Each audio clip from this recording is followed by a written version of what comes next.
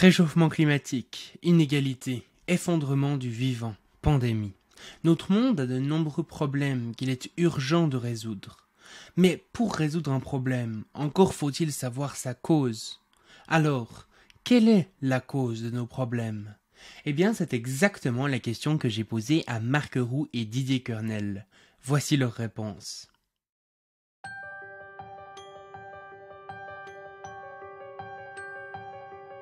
Bienvenue sur le Futurologue Podcast, le podcast pour comprendre les enjeux de demain.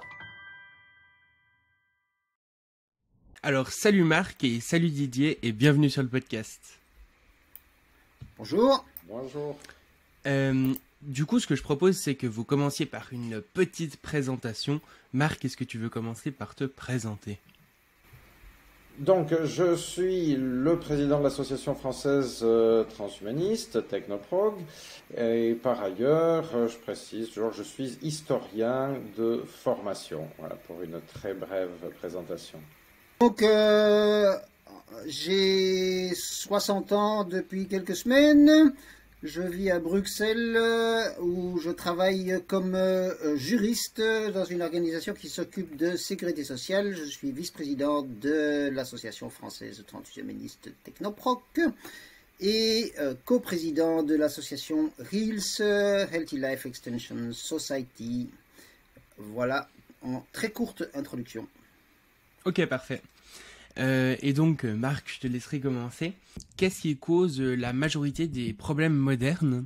Et donc, Didier aura plutôt tendance à répondre la complexification du monde et les tâches inutiles, là où Marc aura plutôt tendance à répondre le capitalisme, si j'ai bien compris. Du coup, vous pourrez bien sûr développer chacun votre position. Est-ce que, Marc, tu veux commencer?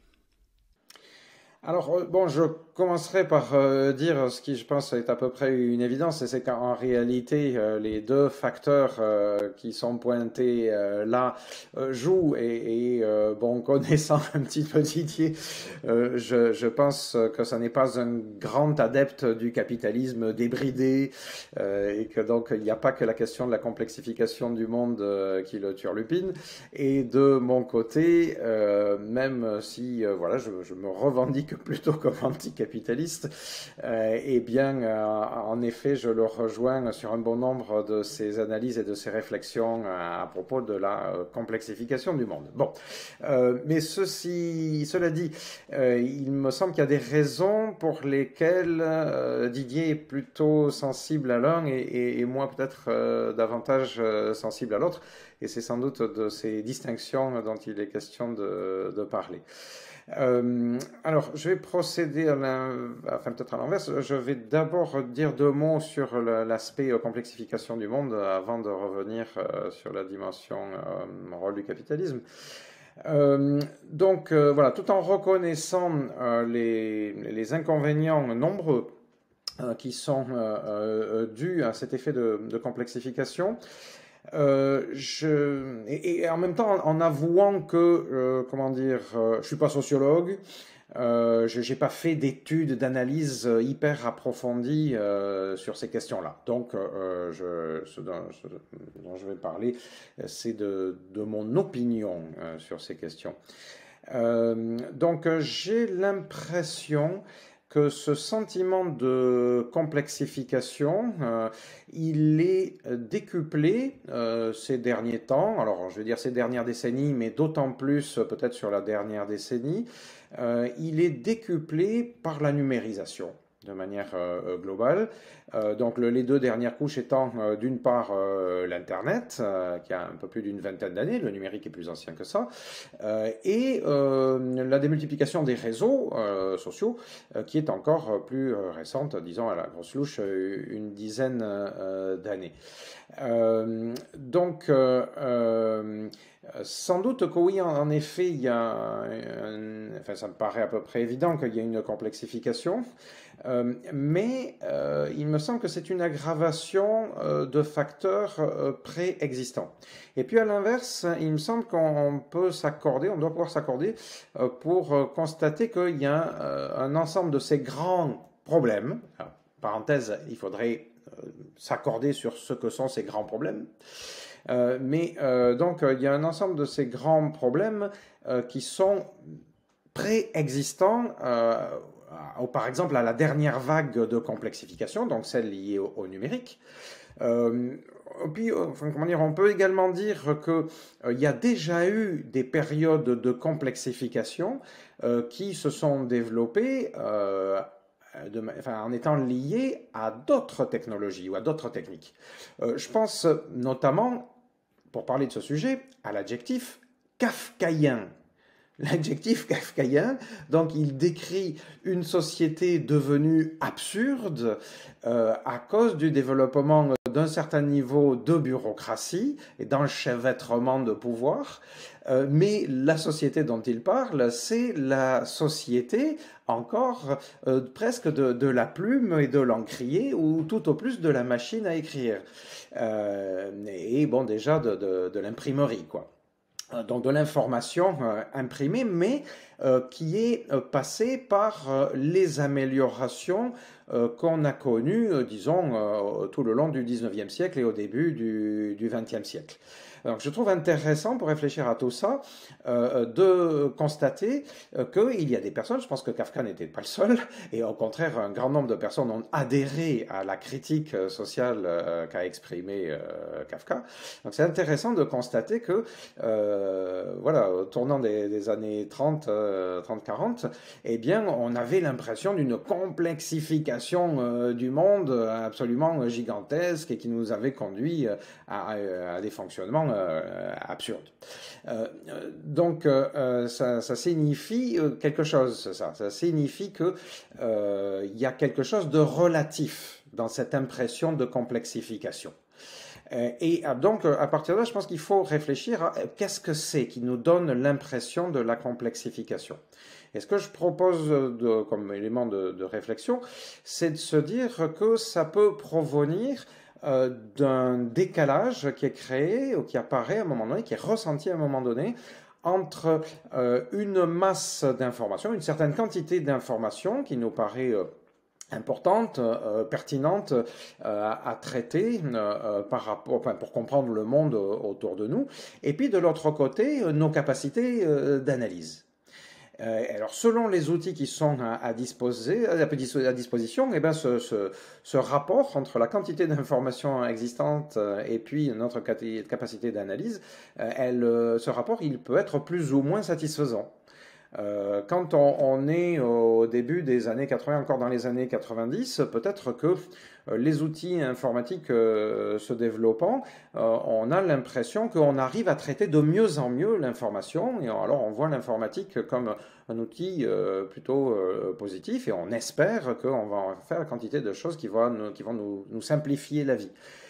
Et puis, au-delà des années 2000-2010 et jusqu'à aujourd'hui, eh bien, finalement, il y a un emballement de la production d'informations, et en face, nos capacités de traitement nous semblent insuffisantes. Et puis, en plus de ça, dans la manière dont ces informations s'accumulent, eh bien, c'est pas seulement qu'elles s'accumulent en valeur absolue, mais elles s'enchevêtrent. C'est-à-dire qu'il y a des couches d'informations, il y a des entrecroisements de traitement de l'information qui font que le monde dans lequel se trouve l'information devient pas seulement un réseau, mais une toile d'araignée complètement impénétrable dans laquelle on s'englue et dont on n'arrive plus à tirer grand-chose de pertinent, quoi. Et voilà, donc il me semble qu'on peut sans doute faire le même type d'analyse en parlant de l'information et du rapport à l'information, par exemple dans les années 30-40, avec ce que c'était devenu, avec les couches, par exemple, d'administration, de pouvoir, et puis les différents médias qui étaient apparus très rapidement. Si on veut bien se pencher sur l'accumulation donc du télégraphe, du téléphone, de la radio, entre les années 1870 et les années 1930, eh bien, on peut concevoir qu'une quantité de personnes ait eu le sentiment de se retrouver complètement perdues face à tout ça. et eu déjà cette impression de complexification vertigineuse. Et alors en deçà, il me semble aussi, et bon, Didier en parle lui-même, il va nous en parler plus en détail, il me semble que des facteurs équivalents continuent à être à l'œuvre, et il me semble que ce sont des facteurs très humains. Alors, je sais pas, je vais juste dire deux, trois mots, mais je vais lui passer la main pour nous donner son analyse à ces sujets-là. Il me semble que sont en jeu des facteurs de pouvoir, des facteurs de représentation sociale, des désirs d'existence sociale, des facteurs comme l'effet Veblen, dont il m'a parlé lui le premier, c'est par Didier que j'ai entendu parler d'effet Veblen, etc. Tout un ensemble de biais, soit cognitifs individuels, soit collectifs, donc qui produisent ces effets de collectivisation. Pardon, de complexification. Donc, en effet, de mon point de vue, il n'y a pas que ces facteurs-là pour expliquer l'aggravation d'un certain nombre de problèmes ou du fait qu'on n'arrive pas à résoudre les grands problèmes, comme tu disais. Alors, enfin, je sais pas, bon, on peut parler ou répéter, rappeler, dont quand même il a déjà été question, que ce soit la crise climatique, la crise de la biodiversité ou des problèmes sociaux qui ne sont pas réglés ou pour certains qui se sont aggravés, les contre-coups de la mondialisation, bon, etc., etc. Bon, je ne vais pas maintenant me lancer dans une vaste nouvelle analyse concernant le fonctionnement capitalistique. Je pense qu'on en a parlé d'ailleurs, Shaiman, à l'occasion de notre podcast. Mais il me semble que ces facteurs-là sont toujours à l'œuvre et que eux, ils étaient déjà à l'œuvre non seulement avant la phase de complexification que nous connaissons actuellement, mais même avant la phase de complexification dont je parlais à travers l'adjectif kafkaïen. Et donc, il me semble que ces facteurs, ils ont une lourde responsabilité et que la complexification ne fait que les aggraver. Voilà. Peut-être que je vais, avant même de commencer, dire quelques mots sur ce que c'est l'effet Veblen, parce que comme tu le disais, Marc, c'est relativement peu connu comme terme. Donc le meilleur synonyme, ce serait l'effet de consommation ostentatoire. Et donc Veblen, c'était un économiste et un sociologue qui est décédé en 1929. Donc pour aller dans ton sens, ce ne sont pas des phénomènes évidemment nouveaux, je vais y revenir. Mais donc c'est l'idée que pour un certain nombre de biens de consommation, plus ils sont rares et plus ils sont chers, plus ils sont attirants. Le fait que donc le fait que par exemple on aime le caviar, c'est parce que le caviar est cher et si le caviar n'était pas cher, les gens seraient moins attirés. D'ailleurs, il y a des exemples comme ça où au 19e siècle, je pense, il y avait eu des pétitions de travailleurs pour ne pas manger, je crois, tous les jours de saumon. Enfin, c'était des choses, donc des produits qui sont aujourd'hui perçus comme des produits de luxe, lorsqu'ils deviennent abondants, sont moins attirants, et inversement. Le souhait de consommation ostentatoire qui est profondément implanté dans l'humain et donc par rapport auquel Marc dirait probablement que c'est une des raisons pour lesquelles il faut aussi réfléchir à comment se changer vraiment nous-mêmes.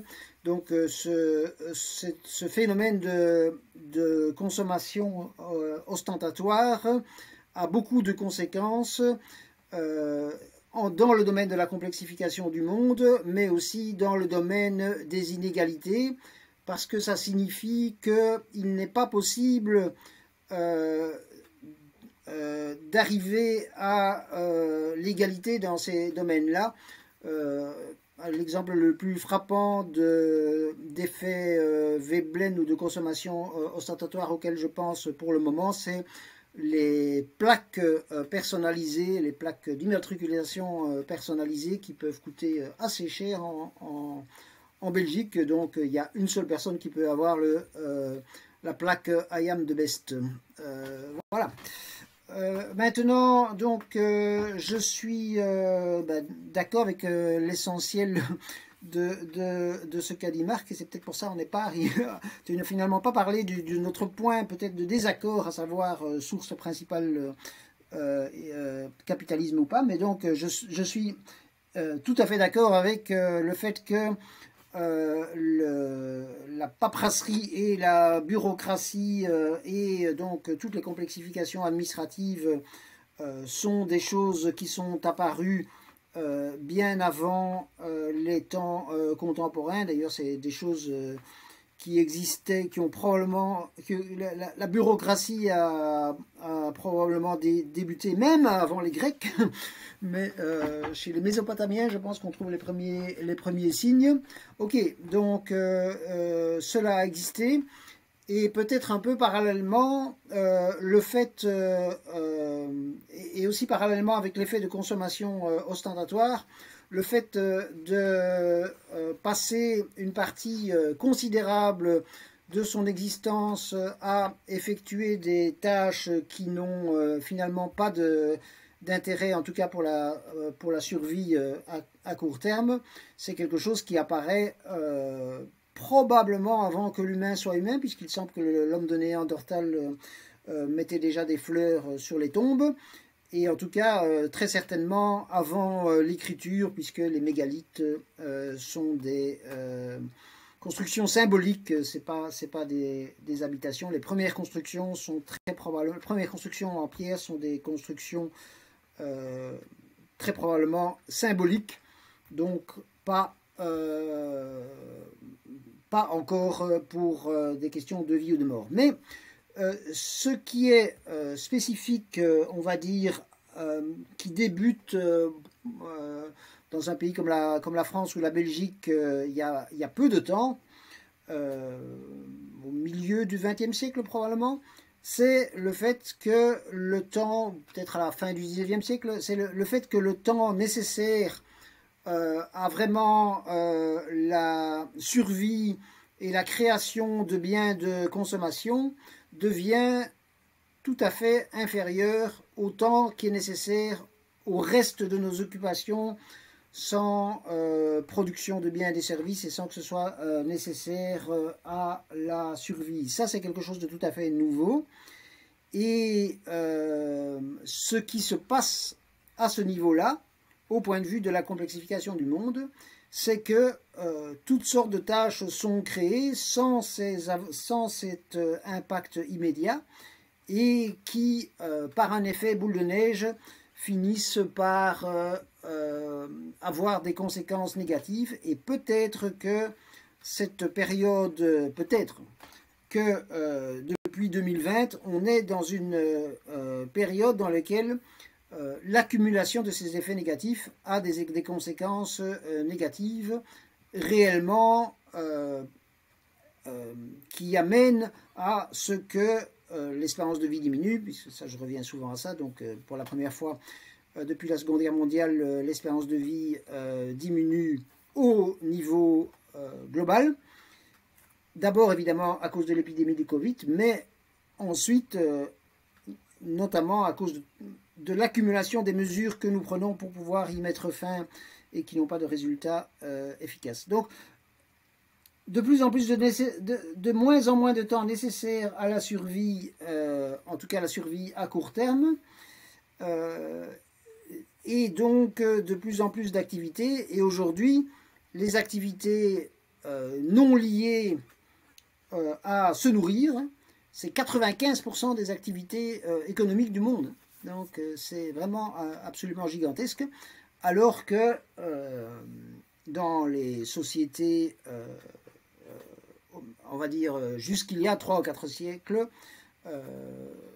c'était 90% des activités qui étaient liées vraiment à l'alimentation, de manière d'ailleurs généralement directe, c'était jusqu'à 90%. des populations qui étaient dans les campagnes et 10% des populations qui étaient dans les villes, même si même dans les campagnes, il y avait des gens qui ne servaient, entre guillemets, à rien de ce point de vue-là.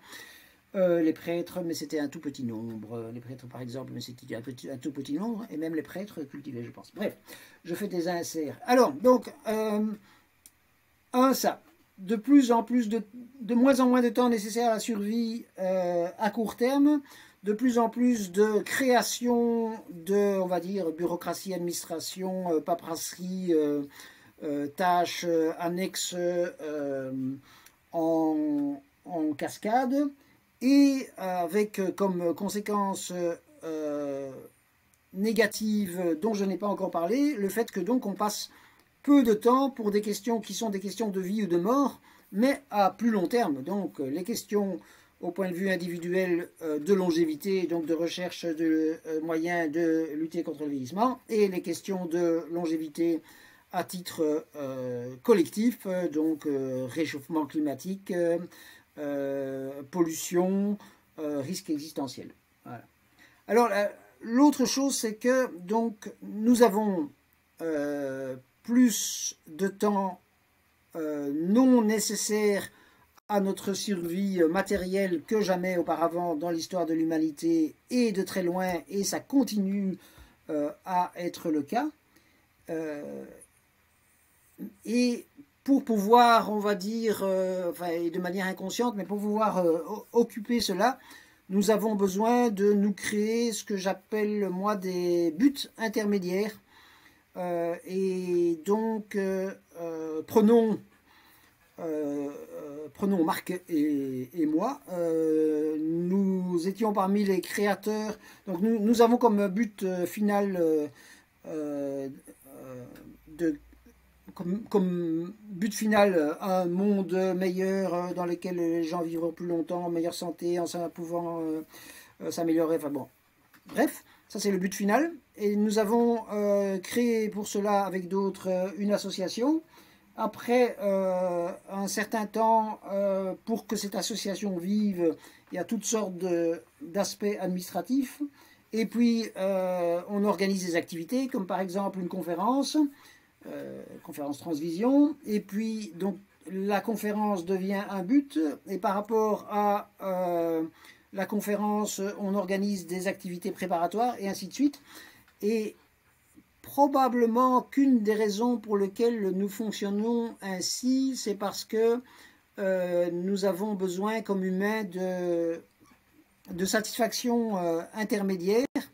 Et donc pour le paysan, la satisfaction intermédiaire, ou plutôt les actes étaient clairement dans quelque chose qui aboutissait à un but à terme, pour ce qui est de l'agriculture, qui était au maximum annuel. Quand c'est pour des buts à long terme, on a besoin de se créer des aspects intermédiaires. Voilà. Et donc, maintenant, ce mécanisme-là est le mécanisme, enfin, ces mécanismes-là sont, à mon avis, les mécanismes qui sont les plus nuisibles dans le développement contemporain des sociétés, et pas le système capitaliste, qui comprend évidemment, évidemment pour Marc et moi, toutes sortes d'aspects négatifs, dont les inégalités, mais tout ce dont je viens de parler pourrait parfaitement exister, et d'ailleurs existe dans des sociétés plus égalitaires. Par exemple, pour prendre, comment dire, les États plus égalitaires que la France et la Belgique, il n'y en a pas beaucoup, mais en tout cas la Scandinavie, Norvège, Suède, Islande, Danemark, Suisse, probablement sont des États avec un fonctionnement démocratique plus poussé. Il n'y a pas moins de bureaucratie et la société ne progresse pas tellement plus rapidement qu'ici. Voilà, j'espère que j'ai été clair, mais c'est un domaine sur lequel c'est un domaine auquel je réfléchis depuis pas mal de temps, pour lequel j'ai l'impression à la fois de plus en plus comprendre ce qui se passe, mais pour lequel j'admets que les explications des causes, c'est-à-dire effet Veblen, but intermédiaire et peut-être la nature a horreur du vide, donc quand nous avons du temps libre, nous devons nous occuper, ne sont pas pour moi des explications entièrement satisfaisantes sur les causes, suffisantes en tout cas. Mais Didier, la question, tant que je me souvienne, était donc de se demander entre ces deux aspects, qu'est-ce qui nous paraissait davantage responsable des grands problèmes actuels. Et bon, je proposais de rappeler des crises comme la crise climatique, la crise de la biodiversité, dont tu as rappelé qu'on n'en parlait pas assez, je suis d'accord. Et voilà, on peut penser à d'autres formes de crise.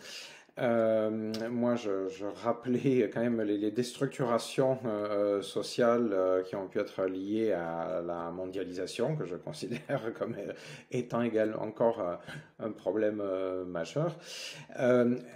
Est-ce que les éléments que tu viens de rappeler te paraissent vraiment la cause, ou actuellement, disons sans dire que ça en est à l'origine, que c'est la cause fondamentale, ou aujourd'hui, pour aujourd'hui, le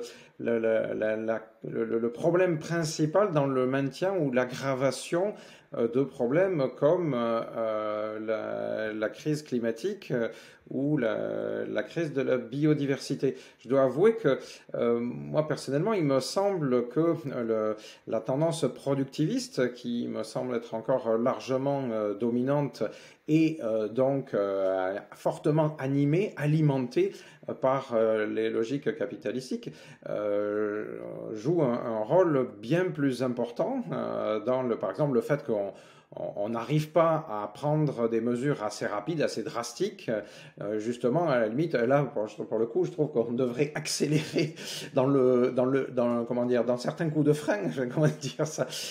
Par exemple, les logiques qui sont derrière la guerre en Ukraine actuellement, elles sont en partie nationalistes, mais il me semble qu'elles sont en partie également liées à des facteurs industriels et financiers, parce que de toute manière, pour détenir la puissance, eh bien, il faut avoir la main sur des leviers de production industrielle.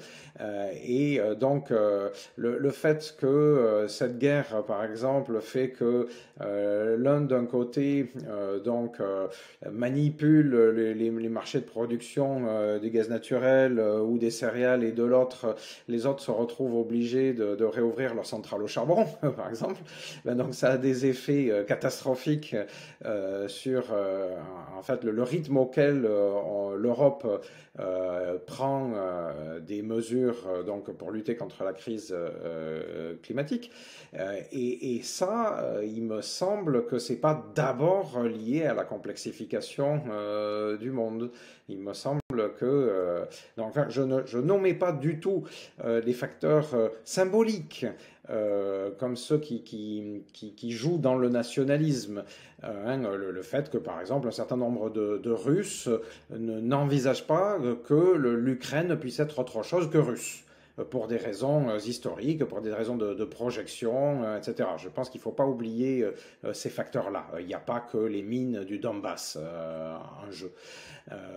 Mais il me semble que les facteurs liés, encore une fois, aux logiques capitalistiques, donc liés à la production, pèsent bien davantage que la complexification du monde. Donc, est-ce que comment tu en arrives à conclure que la complexification du monde joue un rôle plus important en ce moment, je ne sais pas, disons depuis une dizaine d'années, sur l'aggravation de la crise climatique ou de la biodiversité? Alors, plusieurs choses. D'abord, Scheiman, tu avais posé la question quand on avait parlé à deux depuis quand est-ce que ça se passe, et donc j'étais un peu, je n'avais pas une réponse. Depuis quand est-ce que cette complexification du monde est vraiment nuisible? Et donc, comme Marc qui vient de parler depuis une dizaine d'années, moi je dirais plutôt depuis 30 à 40 ans que globalement, vraiment, ça a des effets nuisibles. Alors maintenant, pour répondre à ta question, Marc, pourquoi est-ce que c'est plus la complexification du monde que le capitalisme? Eh bien, d'abord, bon, le capitalisme, c'est complexe, c'est quelque chose de complexe parce que aujourd'hui, on peut considérer que tous les États sont à la fois capitalistes mais beaucoup d'États, bon, un État comme la France, comme la Belgique et d'autres pays de l'Union européenne, en réalité, la majorité du PIB est gérée par l'État ou par des démembrements de la puissance étatique. Donc on est dans un système dans un système mixte, et je pense qu'un système qui serait, disons, qu'est-ce qu'on peut dire ça, un système qui serait un système démocratique dans lequel la propriété des moyens de production appartiendrait à l'État ou à ses démembrements, n'empêcherait pas la complexification du monde, ne serait pas suffisant pour empêcher la complexification du monde et pour avoir des difficultés qui sont proches, similaires à celles que nous avons aujourd'hui. Donc on a déjà eu des discussions. Toi, tu considères par exemple que la publicité, ça c'est une chose, a un effet considérable sur les comportements des citoyens. Moi je pense que la publicité n'a pas un effet considérable sur le comportement des citoyens. Donc pour faire hyper caricatural, mais là je pense qu'on est d'accord, toi tu penses que la publicité fait qu'on achète du Pepsi ou du Coca, moi je pense que mais qu'on va acheter plus. Moi je pense que la publicité fait surtout qu'une personne qui a l'habitude de boire des boissons va choisir du Pepsi ou du Coca. Et alors par rapport à la logique productiviste, donc je suis d'accord, la logique productiviste, là je suis d'accord, mais la logique productiviste n'est pas nécessairement issue du capitalisme. Donc on peut avoir une logique revenons à ce système qui n'existe pas encore vraiment, mais dont les pays scandinaves ne sont quand même pas, et la Suisse, je prends la Suisse parce que la Suisse est le pays où les votations, comme on dit chez vous, en Suisse, fonctionnent le mieux. Donc prenons un pays dans lequel les productions sont décidées par l'État ou par ses démembrements et dans lequel c'est décidé de manière démocratique. Avoir une logique productiviste serait totalement possible. Et cette logique productiviste, une des causes, c'est l'effet Veblen, c'est l'effet de consommation ostentatoire, le fait que nous voulons... donc, prenons l'exemple classique qui est toujours intéressant du smartphone. Donc, ce smartphone-ci, il vaut 1000 euros. Mon autre smartphone, il en vaut 100. L'efficacité est à peu près la même. Et donc, le fait que les citoyens vont en prendre un plus cher a un aspect consommation ostentatoire important, mais c'est encore beaucoup plus le cas pour les voitures, pour d'autres choses. Et ces effets de consommation ostentatoire deviennent de plus en plus dans des domaines virtuels, vu que nous avons tout ce dont nous avons besoin. Enfin, je parle d'un pays comme... Je parle en temps pré-Covid et dans l'Union européenne ou dans les pays riches, évidemment pas dans les pays d'Afrique subsaharienne notamment. Donc voilà, je pense avoir répondu à la question. Et et en passant, puisqu'on en parle, dans ce qui devrait être les priorités absolues, et où parfois j'imagine un effet Veblen positif. Il y a évidemment les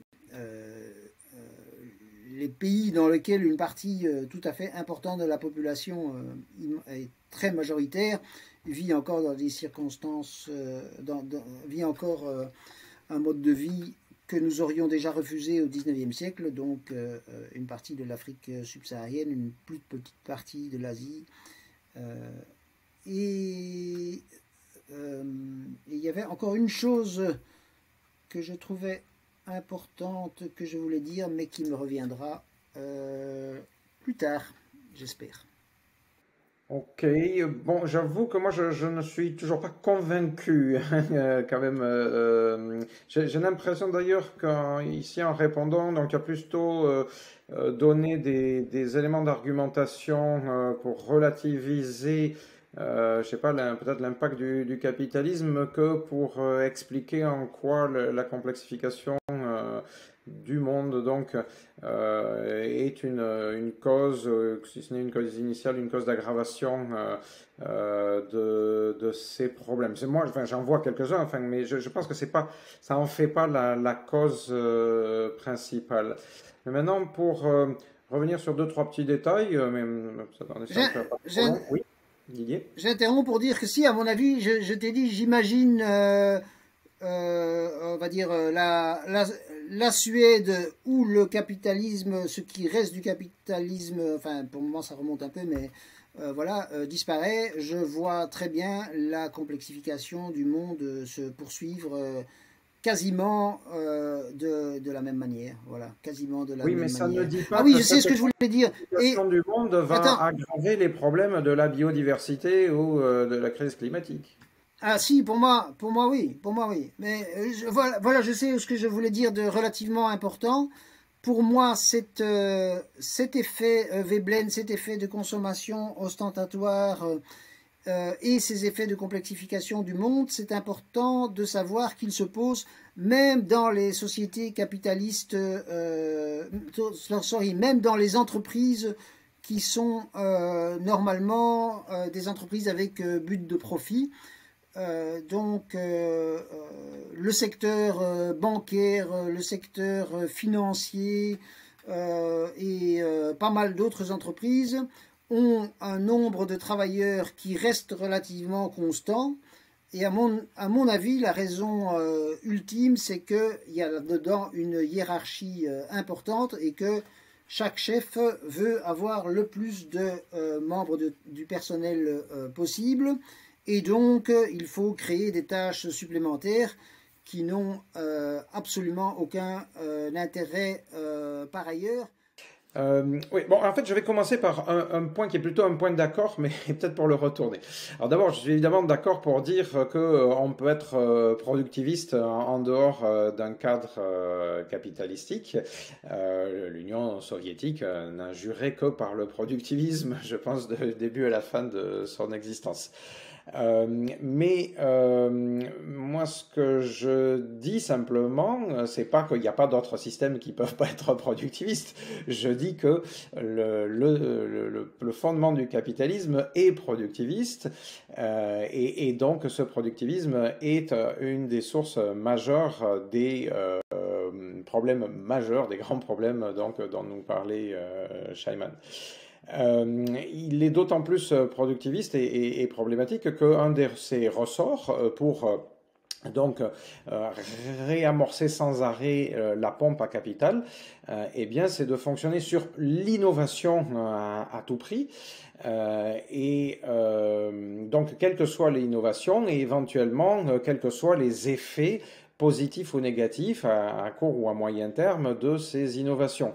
On ne modifie, on ne sélectionne et on ne revient en arrière sur des innovations, pas seulement, ou d'abord pas que si, parce qu'elles ont des effets négatifs en termes, par exemple, d'environnement, mais parce qu'on va se rendre compte qu'elles ont des effets négatifs en termes de capital, dans la logique. Alors, bien sûr que il y a des interactions et, par exemple, la pression sociale exigeant donc des mesures environnementalistes vont finir par avoir des effets sur la logique capitalistique, mais c'est pas le ressort initial de ces logiques capitalistiques. Ça n'entre en jeu que si ça vient s'insérer dans la logique du marché.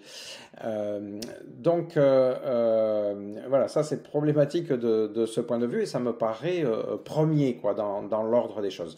Oui, ce que je voulais dire également, c'est qu'il me semble, alors bon là encore une fois, je n'ai pas les études économiques et sociologiques sous le coude pour soutenir peut-être très solidement mon argumentation, mais il me semble que ce dont tu parles, ce sur quoi tu insistes, Didier, à propos de complexification du monde, c'est vrai surtout dans le domaine des services. Alors, je suis d'accord qu'en nombre d'emplois, par exemple, le domaine des services aujourd'hui est très largement dominant. Et je suis même d'accord pour dire qu'une grande partie des activités de service ont aujourd'hui un impact important, par exemple en termes d'environnement. Donc, si on construit des data centers gigantesques, que ce soit pour faire du Bitcoin ou même de la finance classique ou même gérer des données de santé, et bien, ça a un impact en termes de matières premières, d'énergie et en termes donc de réchauffement, de gaz à effet de serre, etc. Mais il me semble, alors j'ai pas les chiffres, j'insiste là-dessus, mais il me semble que quand même la production d'énergie mondiale encore aujourd'hui et la quantité d'effets de serre relâchés dans l'atmosphère, elle n'est pas d'abord liée aux activités de service. Il me semble qu'elle est d'abord liée aux activités industrielles. L'agriculture joue un rôle non négligeable. Les transports jouent un rôle tout à fait important. Et ces aspects-là, bien sûr, ils sont gérés par les services. Il y a une complexification des transports, il y a une complexification de la gestion de l'énergie, mais d'abord, il y a une production d'énergie, donc une consommation de matières premières pour la production de cette énergie. Et les premiers facteurs des grands problèmes, pour y revenir, dont on parle, ils sont d'abord liés à ces facteurs-là, à ce niveau-là. Or, qu'est-ce qui entraîne d'abord l'augmentation des transports, de la quantité des transports, donc de l'énergie consommée à travers les transports? Qu'est-ce qui entraîne la quantité de cheptel, par exemple, dans la production agricole, source de dégazement, donc de production d'effets de serre, pardon. Il me semble que c'est pas d'abord les services, c'est tout un modèle économique qui passe par donc un modèle de consommation, c'est-à-dire que on montre que ce qui est désirable, c'est tout un ensemble de produits particuliers. Alors aujourd'hui, mais c'est très récent, hein, ces dernières décennies, on a commencé à réfléchir différemment sur ces questions. Et encore, tu as raison, parler de différentes formes de washing, et donc il y a beaucoup de greenwashing. Mais pendant des décennies et des décennies, eh bien, les modèles, c'était the American way of life, pour le dire vite. Donc, la bagnole individualisée, la villa en banlieue éloignée du centre et éloignée des services, l'accès aux services par la bagnole, et puis quantité de consommation, alors tout à fait type effet Veblen, chacun à son niveau, donc avoir sa piscine, avoir, que sais-je, encore au niveau vestimentaire, enfin du tape à l'œil, quelque chose qui relève le niveau social. Or, cet effet Veblen, eh bien, puisque tu en as parlé, venons-y, comment dire, il est alimenté de manière permanente, quotidienne, omniprésente sur la planète entière quasiment, par la pub. Et alors, moi, à mon sens, je pense que ton analyse du fonctionnement publicitaire, excuse-moi Didier, hein, mais je la trouve rikiki, je trouve qu'elle manque un petit peu de profondeur. Les publicistes eux-mêmes savent très bien que l'important, c'est pas de vendre, de louer la marque Coca-Cola plutôt que la marque Pepsi. Non, ils sont main dans la main. Pepsi et Coca-Cola. Et ce qui est important, c'est de développer l'image de la consommation du soda comme la boisson qui fait Jones, qui fait libre, hein, et c'est de développer des publicités qui, bien sûr, rabâchent le mot donc on veut mettre en avant, mais surtout qui assènent pub après pub tout un mode de vie. Et donc, si tu repenses aux différentes pubs, tu parles de Coca-Cola en effet, hein, Coca-Cola, d'après ce que j'en avais entendu, avait pour ambition que dans tous les pays développés, tous les citoyens voient au moins le mot Coca-Cola une fois par jour, et dans le monde entier que tout humain voit au moins le mot Coca-Cola à peu près une fois par semaine. Et ils estimaient avoir atteint leur objectif, pour dire l'importance de leur impact. Mais surtout, dans les pubs Coca-Cola, telles qu'en Occident on les reçoit, on les recevait à la téloche, eh bien, c'était la bande de jeunes qui, alors on les montrait une fois en train de faire du canoë, une fois en train de faire du parachutisme, en général des activités comme ça. D'ailleurs, au passage, des activités elles-mêmes de consommation, hein, pas des activités utiles à quoi que ce soit, mais du divertissement dans des sports extrêmes, donc dans lesquels le public pouvait se dire waouh, j'aimerais vraiment énormément faire ça, ça a l'air génial au niveau voilà liberté, et puis au niveau découverte, et puis au niveau dépassement de moi, ouais, si je pouvais faire du parachutisme, voilà, je me dépasserais, je serais un homme libre, une femme libre. La pub, elle ne vend pas Coca-Cola, elle vend un modèle de société. Puis elle vend des valeurs. Pensez à la pub Renault, hein, qui restait célèbre et qui disait « Il a la voiture, il aura la femme ».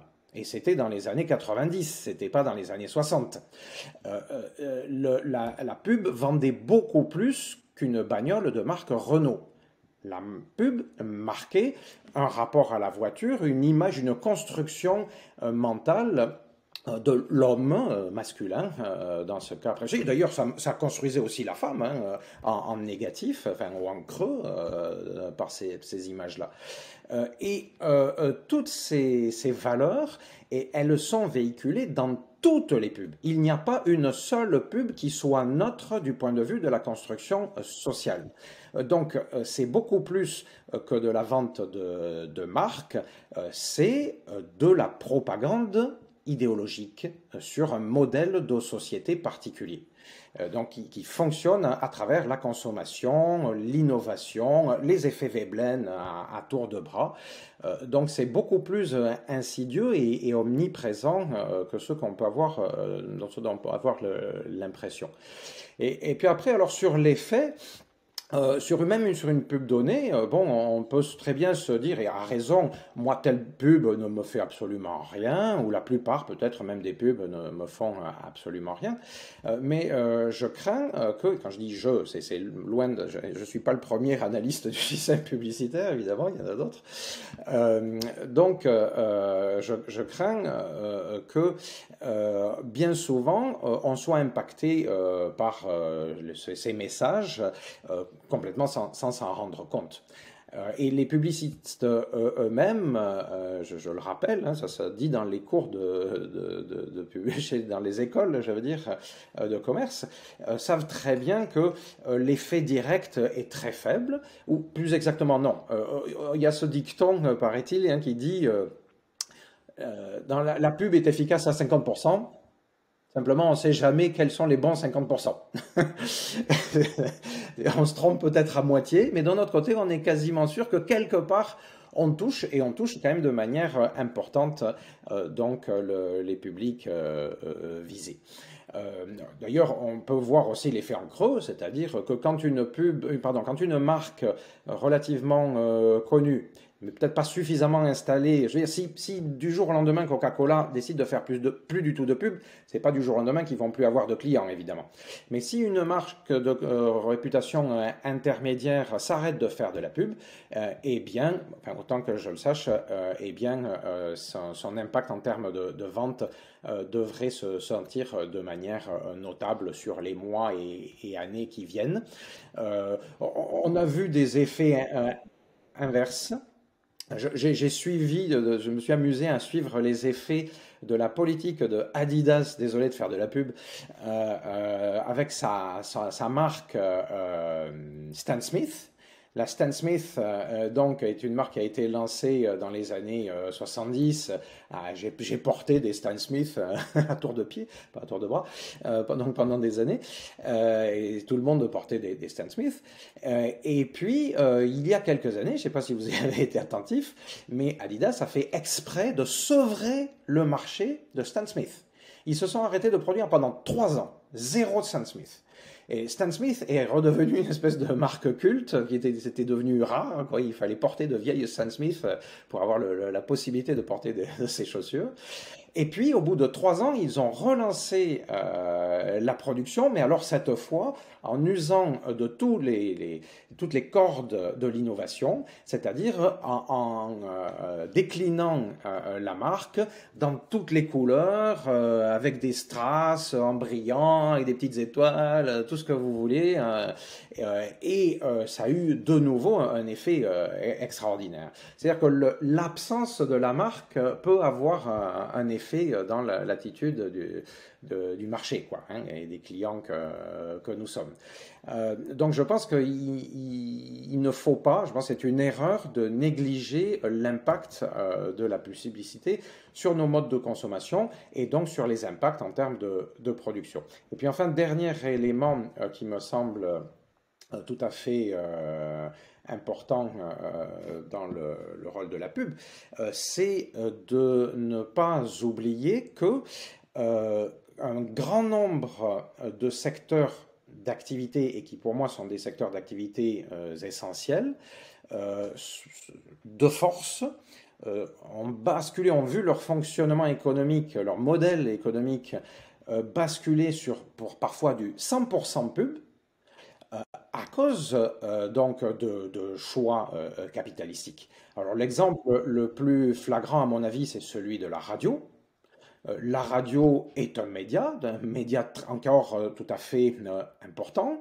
À travers le média radio, il n'y a pas que de la soupe commerciale qui est véhiculée, il y a de l'information, puis il peut y avoir de la culture. Eh bien, un bon nombre de radios sont à 100% dépendantes du modèle publicitaire. Donc, il y a un grand nombre de médias autres que la radio qui sont 100% ou très fortement dépendants de la publicité. C'est le cas d'un grand nombre de magazines, par exemple, tout un ensemble de magazines dans lequel il y a une page du magazine, une page de pub, une page du magazine, une page de pub, etc. Donc 50% de pub dans le magazine. On comprend que si le magazine ne fait plus de pub, eh bien, il n'y a plus de magazine.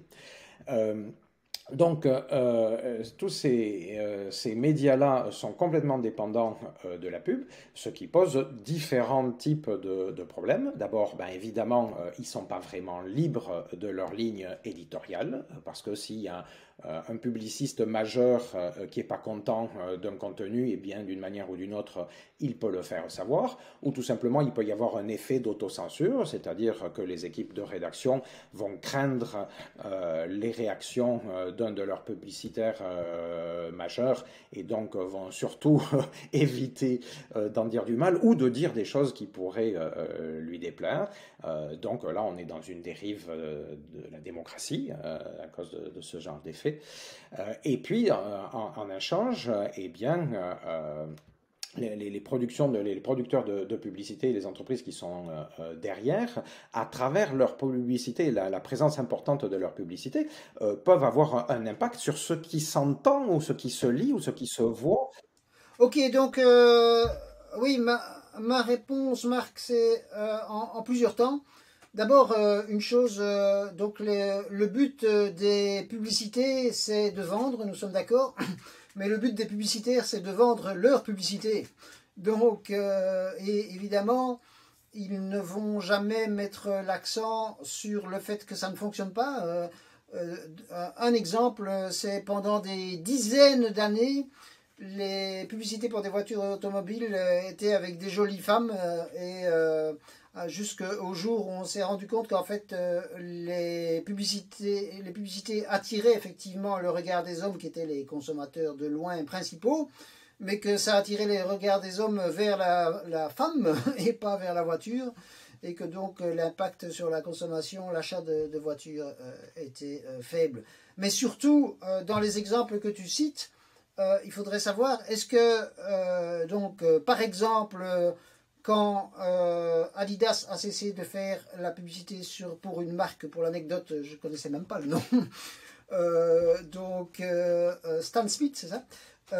Est-ce que ça a eu pour conséquence que le marché global des achats de basket, hein, c'est ça, a diminué, auquel cas tu as raison, ou bien est-ce que c'est simplement un déplacement, auquel cas c'est moi qui ai raison. Voilà.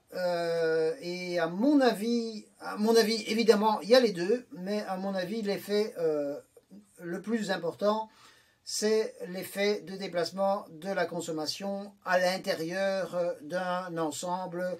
Donc ici, les boissons artificielles, pour dire, enfin les boissons qui ne peuvent pas être produites à la maison, pour faire simple.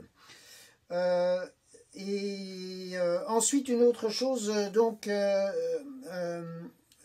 sur le fait que le capitalisme a pour objectif de vendre, donc encore une fois, on peut imaginer une société non capitaliste dans laquelle le productivisme se maintient, et et surtout, on peut imaginer, et on a déjà, heureusement, un capitalisme dans lequel les productions sont limitées par des règles, et donc la limitation par les règles s'étend, heureusement, rapidement. Voilà. Et donc, et par rapport à ça, une sous-remarque, c'est qu'il faut être extrêmement prudent par rapport à tout ce qui est autorégulation, parce que là, on retombe sur le washing, mais il faut être aussi prudent par rapport à ce qui est régulation, parce que là aussi, même là, il y a du washing, mais cette fois-ci plutôt par les entreprises étatiques. Mais donc, quand je suis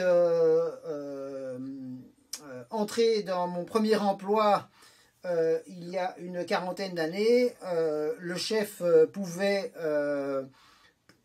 sans aucune limite légale fumer et intoxiquer ses travailleurs. Il pouvait les licencier à peu près du jour au lendemain. Il ne pouvait pas, mais de facto, il pouvait pincer les fesses de sa secrétaire. Aujourd'hui, toutes ces choses ne sont plus envisageables. Ça, c'est purement dans le... Mais de même, aujourd'hui, il n'est plus envisageable de vendre du Coca-Cola contenant de la cocaïne. Il n'est plus envisageable de vendre des cigarettes à des moins de 18 ou 21, je ne sais pas, et ainsi de suite. Donc, ça, c'est par rapport à la question de la régulation, sur lesquelles nous sommes, enfin, je suppose tous, enfin, tout le monde sera d'accord, mais nous particulièrement par rapport au fait que les choses qui sont nuisibles pour la société doivent être interdites. Voilà. Et il y avait encore... Ah oui, oui. Et alors, tu disais, je suis totalement d'accord sur le fait que l'énergie et encore plus les matières premières, encore plus pour une raison évidente, les matières premières, c'est encore aujourd'hui principalement pour la production, on va dire, matérielle, pour les biens, notamment ceux qui sont achetés, on va dire, grâce ou pas à la publicité, mais voilà, donc ça je suis tout à fait d'accord. La complexification du monde donc ne concerne fort peu les matières premières et concerne peu l'énergie, Mais par contre, la complexification du monde concerne beaucoup tout le secteur de la santé, tout le secteur de la recherche scientifique. Donc, un exemple, je ne l'ai pas pour la Grèce, mais je compte le chercher un jour. Mais aux États-Unis, le nombre dans les hôpitaux, le nombre de membres du personnel administratif a augmenté de 3000%. Là où le nombre de le nombre de médecins a augmenté de 100%. Donc aujourd'hui, dans un hôpital, il y a plus de gens, dans un hôpital américain, il y a plus de gens dont le rôle unique est d'effectuer des tâches administratives que de gens dont le rôle principal est d'effectuer des tâches de santé. C'est de l'ordre de 10-7. Et attention, les 7 comprennent un médecin, donc il y a un médecin pour 10 administratifs et 6 infirmiers, etc. Et inutile de dire que le médecin ne passe pas son temps exclusivement à soigner ses patients, mais aussi à toucher les honoraires, à payer des assurances, à avoir des conflits juridiques et ainsi de suite, à remplir des formalités administratives qui lui prennent au moins une petite moitié de son temps. Pour un médecin honnête et intéressé par ses patients, parce que pour celui qui n'a qu'un but de profit, c'est probablement plus. Voilà donc pourquoi. Mais pour revenir à la publicité sur laquelle tu t'es longuement étendu, je suppose qu'il y a des études là-dessus. Mais voilà, et en tout cas, il y aurait moins. Ça ne serait pas. Il y a eu certainement des cas dans lesquels, on va dire, un secteur de consommation était dominé par une entreprise qui a disparu et dont le budget publicitaire a disparu. Et donc là, on pourrait voir, entre guillemets, en vraie grandeur. Maintenant, évidemment, aussi, tu ne l'as pas dit, ou je sais pas, mais on est sûrement d'accord. La publicité fait partie d'un ensemble, donc tout ce qui se passe à la télévision, dans les séries, etc., ont des aspects favorables à la consommation, et les fameux acteurs qui auparavant fumaient des cigarettes, maintenant plus. Et donc ça fait partie d'un ensemble, et donc d'un ensemble mondial. Donc voir le poids de la publicité par rapport à tous les effets de consommation, réseaux sociaux, etc., c'est probablement impossible. Mais je maintiens que c'est probablement aussi non déterminant que si... supposons, mais c'est même pas une supposition tellement... enfin, je veux dire, on est déjà dans une situation comme cela en bonne partie. Supposons que dans un secteur, la publicité soit totalement interdite, le tabac, voilà. Je ne pense pas que ça aurait une influence tout à fait considérable. Et donc, mais continuons pour le tabac. La publicité a totalement disparu. La consommation du tabac a tendance à diminuer, mais aussi, je veux dire, il y a d'autres effets qui poussent à la diminution de la consommation de tabac que l'arrêt de la consommation, que l'arrêt de publicité. Mais en tout cas, dans le tabac, en tout cas, il n'y a plus aucune, je crois, publicité. Et il y a quand même... Et en France, malheureusement, il continue mais quand même à y avoir même une augmentation de la consommation, je pense, chez les jeunes femmes, par exemple, qui, dans ce domaine-là, arrivent malheureusement à avoir un comportement similaire aux hommes, ce qui leur permet de bénéficier des cancers presque autant que les hommes pour le cancer du poumon, par exemple. Voilà. Alors, très rapidement, parce que je pense que voilà, on arrive à la fin. D'abord, donc oui, en effet, nous sommes complètement d'accord sur l'idée que donc la régulation permet d'éviter sans doute les pires des dérives.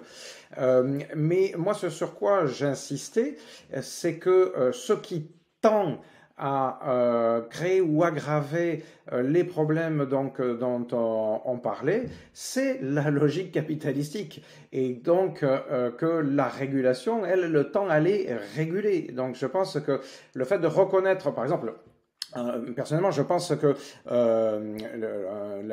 un certain degré de propriété privée est souhaitable. Donc ça veut dire que je ne suis pas contre la disparition de toute forme de capital. Dans certaines discussions avec des libéraux, certains disent ah mais tu n'es pas contre l'existence de toute forme de capital, donc en fait tu es capitaliste. Non, je pense que argumenter de cette manière-là, c'est donc tirer trop facilement la couverture à soi. Non, le capitalisme, c'est un isme et c'est une idéologie, donc c'est tout un ensemble de logiques qui tirent dans une certaine direction, à savoir l'augmentation continue du capital. Je pense que donc ce dont tu as parlé, la régulation, c'est le contraire de l'esprit du capital et presque du libéralisme économique qui va avec, dont la logique fondamentale est d'essayer qu'il y ait le moins possible de régulation. Donc la régulation, c'est plutôt la tendance inverse, par exemple celle du socialisme en général. Et donc ce sont deux tendances opposées qui tirent chacune à U et à Dia. Donc personnellement, je pense que c'est un certain équilibre entre les deux qui est davantage souhaitable. Mais si on parle des causes, des grands problèmes dont on parlait au début, eh bien il me semble qu'elles sont fortement liées à ce que j'ai dit. Moi, je ne vais pas me répéter en termes de production, besoin d'innovation, etc.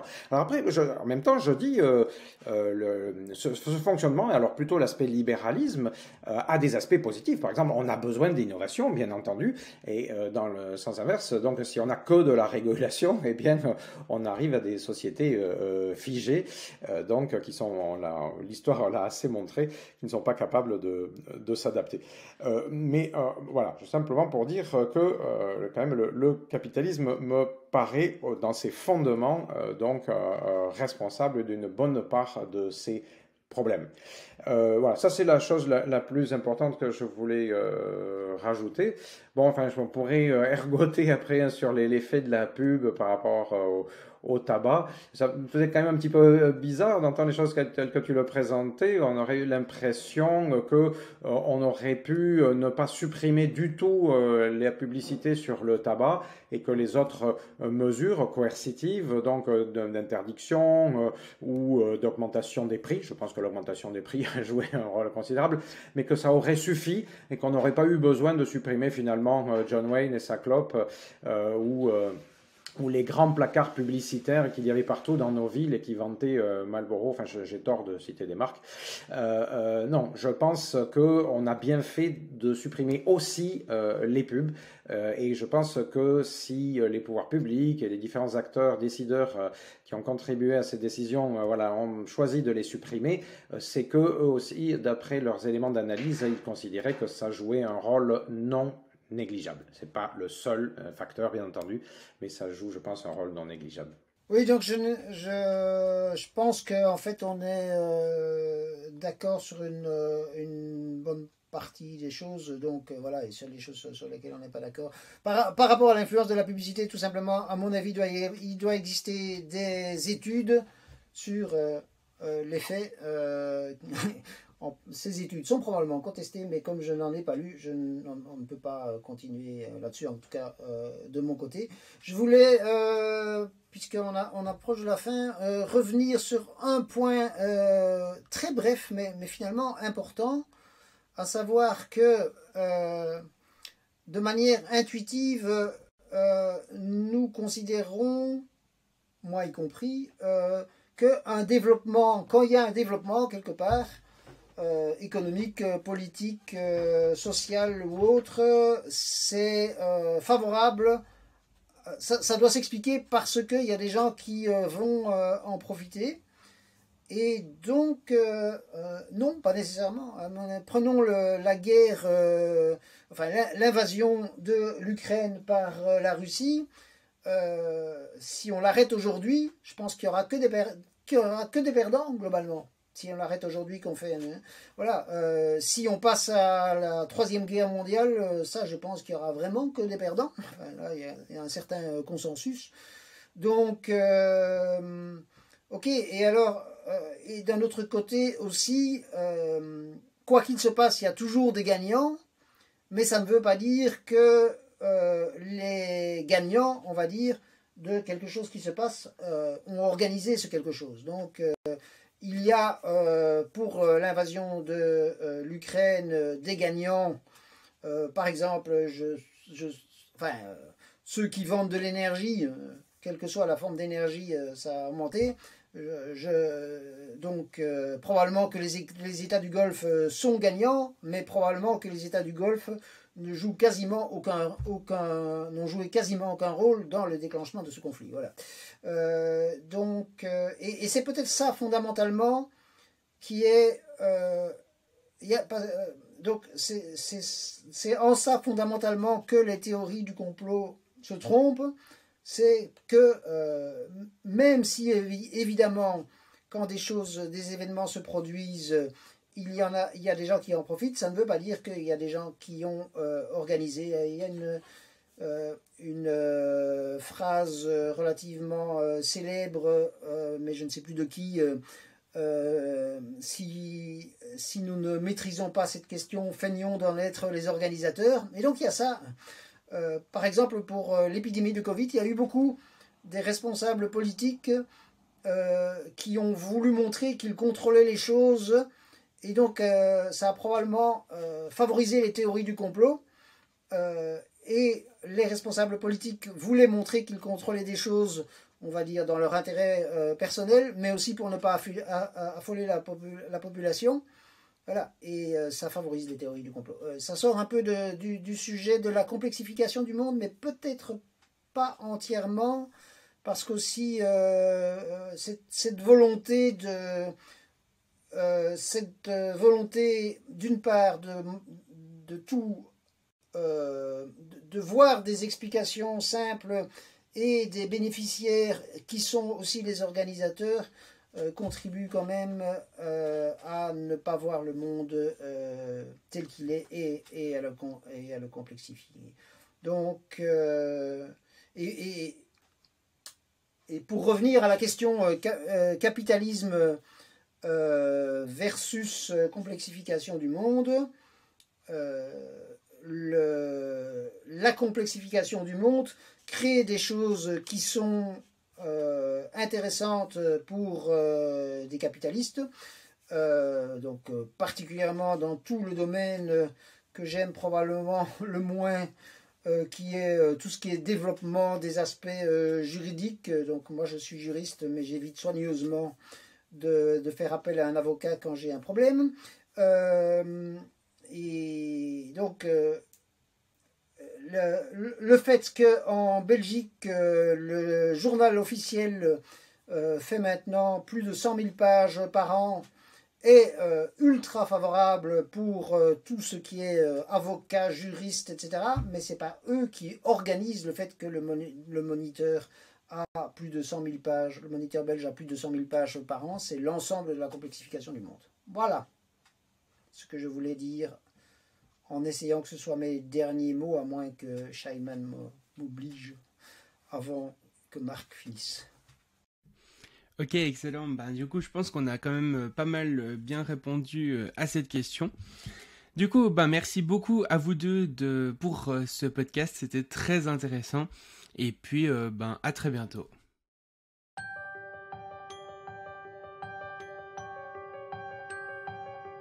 Merci d'avoir écouté le Futurologue Podcast, le podcast pour comprendre les enjeux de demain.